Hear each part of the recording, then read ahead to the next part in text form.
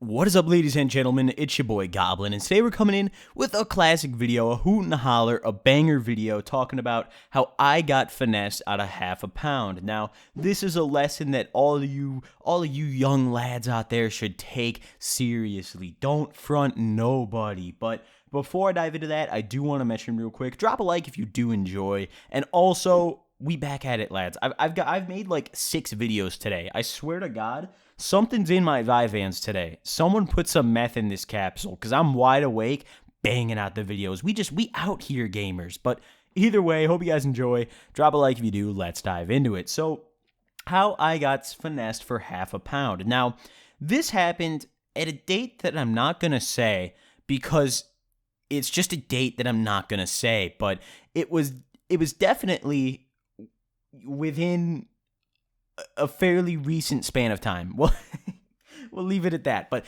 either way, so not like super recent, like within 12 months, I'd say. We'll leave it at that. But either way, so I'd re-upped. I had some weed on me, and I had a buddy who we're going to call Andy. Now, Andy and I had been friends for a little while. We'd been good smoking buddies for a good portion of high school. Not like super close friends, but he was like in my friend group, and I knew him well enough where I trusted him. He'd had opportunities to finesse me before, and he didn't. So I trusted him at this point. Plus, a lot of the times he'd help me throw down on the re-up for things like this.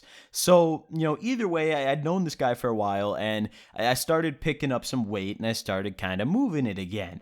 And, this was a very short-lived thing. I stopped doing it kind of shortly after this because I realized, like, wow, it's just that easy to lose my money. Like, even if I don't front, still, someone could just rob me, like, fuck all that. But either way, so, on this particular day, I'd re-upped on a good amount of some pack. I had a little bit of really, really high quality weed, and then I had a lot of, shake, which the shake wasn't, Reggie shake. It was like mids. It was pretty good.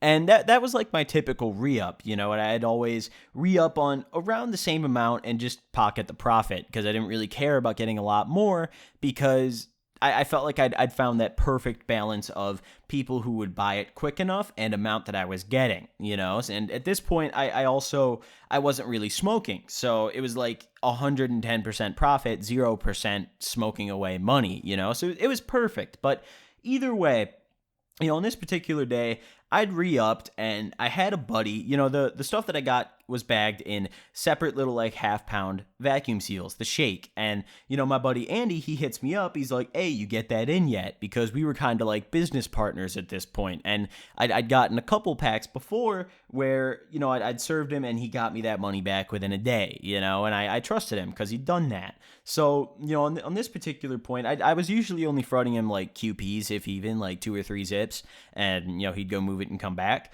But on this particular day, I felt a little generous, and I wanted to really see, if I could trust him with something like this, which was a stupid decision. Pro tip, don't ever trust anybody with fronts of serious amounts of money. Don't front someone an amount that you're not willing to lose, and I wasn't willing to lose this amount at this point, so it was kind of fucked and stupid on my part. But either way, he hits me up, he's like, hey, you get that in? I just went and picked it up. I was like, yes, big hoop, big holler, where you at? And the plan was, he was just going to pull up, I was just going to hand him that pack, and he was going to go serve it and get me the money back, in a day or two.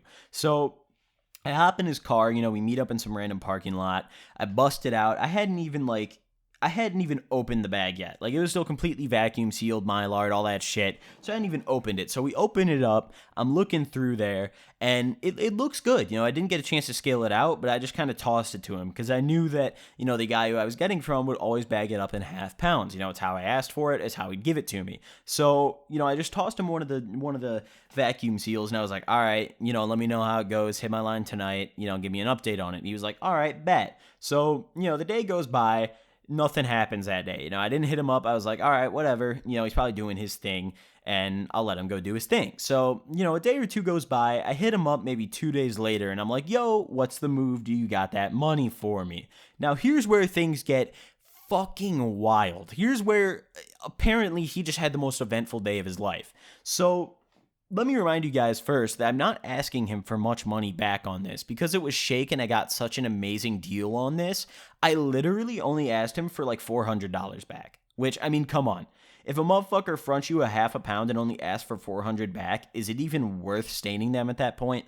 In my opinion, not really. But, I mean, you could probably make more money than that just not staining him and consistently doing that because you'd make a lot of money. But either way, so, I only asked for like 400 back. I hit him up like 2 days later and I'm like, yo, he tells me this absolutely wild story. He tells me how he was riding down this main ass road hotboxing a blunt and got pulled over and they found and took all of his weed. Now, I was very hesitant to believe this. And honestly, I didn't really give a fuck if it was true or not. I just kind of wanted my money. I was like, okay, come on. Throw me the 400, buddy. Let's go. And, I'm aware that I could have made more selling it myself, but like I was trying to help my boy out. I was trying to kind of do him a favor as well as still profit some, So I was like, all right, I understand shit happens. And I didn't really believe him, but I kind of acted like I did because I was like, well, if I just call him out, it's not like he's going to give me the money back either way. Maybe I could still get something out of this and then just learn my lesson and not front him again, So I've been talking to him. He was basically blowing smoke up my ass, talking about all this like, oh yeah, I can totally get you back. Oh yeah, I'll get you back when my mom lets me out of the house. I'm grounded because of this. My parents are losing their fucking minds.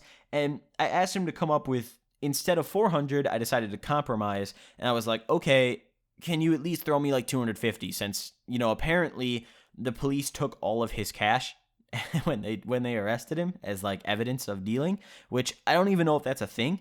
I mean, I haven't really heard of that, but at the same time, I'd believe it, kind of maybe. I mean, he probably didn't even get arrested to begin with. I'm almost certain he didn't, but either way.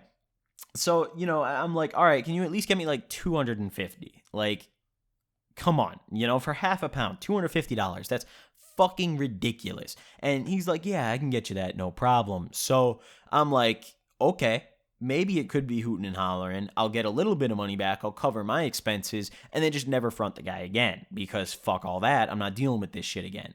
So, of fucking course, I never get the money back. I hit him up day in, day out. I'm calling him. I'm texting him. He's telling me all these times like, oh yeah, we'll link up here at this time of day. And then it gets close to that time of day. I'm calling him up.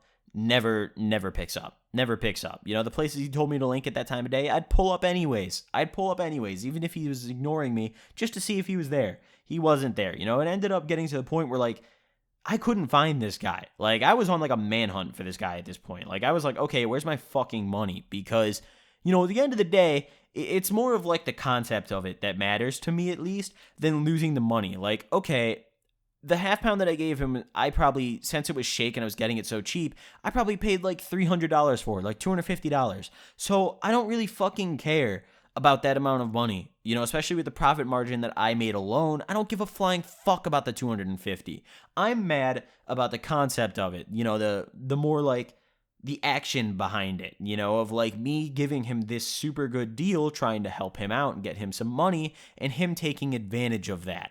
That's what pissed me off. It's like a morals kind of thing that made me so motivated to deal with this, I guess you could say. So I'm mad as fuck at this point, right? I'm, hitting his line. I stopped hitting his line after a while because my strategy was I was going to try to make him think that I forgot. I was going to try to make him think like, oh, he forgot. We Gucci boys. Let's get it, And that didn't work because, I soon came to find out that he went off to college. So he's not even near me anymore. He's at school now. So I knew at this point there's really no way I'm ever seeing this money again. And leading up to that happening, he'd been telling me that like, oh yeah, my parents have had me grounded. I haven't been able to go out and do shit. And then I see him on other people's Snapchat stories and, it was like, come on, come on, dude. I know what kind of shenanigans you're up to here. Don't BS me. Just tell me that you're not giving me my money. Like, don't try to play these games. I'm not fucking retarded. So, either way, I kept trying to look for him and find him and get my money back. And finally, I was like, you know what? It's $250. This kid's in college. It would probably cost me more money to go out to where he's at college and get my money back than it would to just take the L and move on. So I kind of forget about it. I move on. I very quickly after this stopped selling just because I felt like I'd made the amount of money I wanted to make. And also I didn't want to deal with fucking idiots anymore. So I was like, all right, whatever. We good now, boys. We chillin', boys. And a few months later, out of the blue, he hits me up. And he's like, hey, I got to talk to you, bro. So I respond and I'm like, all right, what's up? And he just never responds again. So I don't know what the fuck was going on there. I don't know what kind of shenanigans he was up to there. Maybe he was just drunk as fuck. I don't know. But either way, hope you guys enjoyed this story. Not really an eventful story, more of just like a warning of like, hey, don't front nobody. Fuck all that. But hope you guys enjoyed. Drop a like if you did, and I'll see you guys next time. Peace.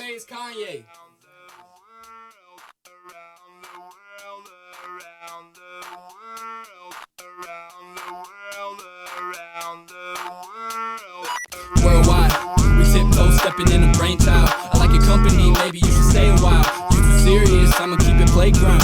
The energy is like a mental breakdown. Rap with cinnamon is tasting kinda cake now. Get it fast, get it speedy like takeout. This is summertime, tubing at the lake house. This that first meal, eating first day out. Worst wishes undefeated, put your cleats on, get depleted. No apparent reason, gripping on my penis. I don't really need it, really, man. You gotta feel me, yeah, I'll take your number, but I'll probably just delete it. JJ going crazy, Braden going crazy, Jacob on his Josh on his ice skating. I'm debating when to drop the tape, but these niggas want it. I don't think they want it. Globe trying Paris to LA to Tokyo to